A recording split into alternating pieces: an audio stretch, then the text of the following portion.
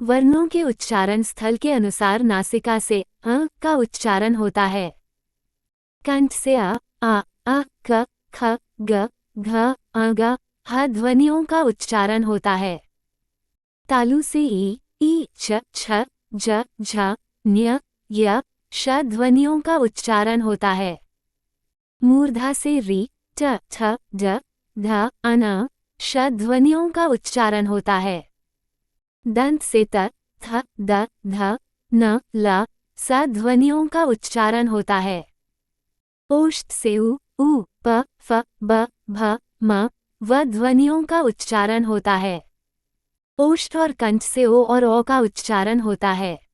वर्णों के उच्चारण में प्रयत्न 3 प्रकार के होते हैं: श्वास, स्वर तंत्रिका कंपन और मुख अवयवों द्वारा अवरोध।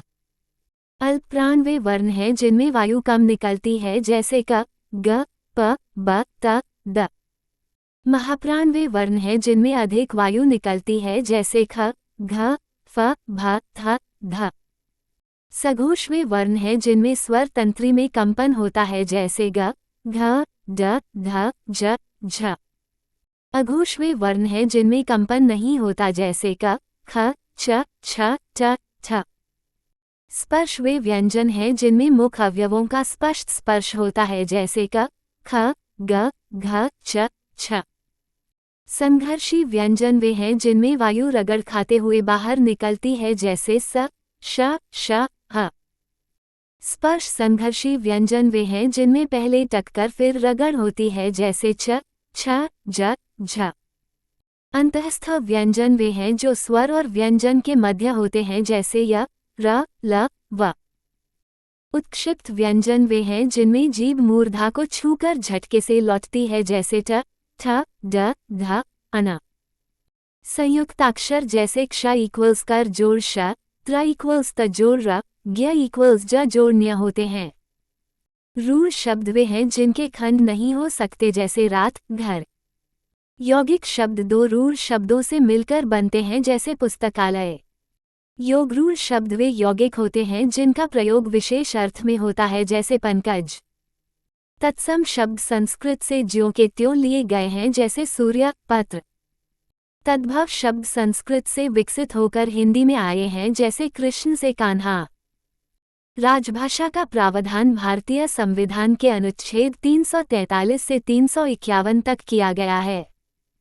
1955 में गठित प्रथम भाषा आयोग के अध्यक्ष जी खेर थे। अल्पप्राण वर्णों में वायु कम निकलती है, उदाहरण स्वरूप क, ग। हिंदी वर्णमाला में अयोगवाह वर्ण और अ होते हैं।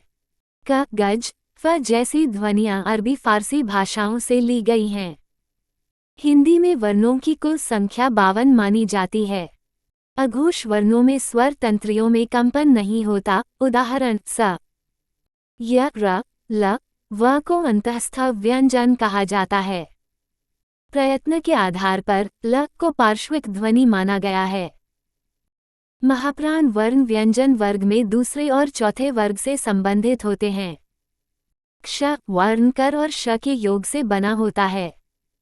थ एकोष्ठ्य महाप्राण घोष व्यंजन है। श ध्वनि तालव्य होती है। श, श, स, ह ऊष्म संघर्षी व्यंजन कहलाते हैं। कृपया इस वीडियो को लाइक करें और इस चैनल को सब्सक्राइब करें। धन्यवाद। कृपया इस वीडियो को लाइक करें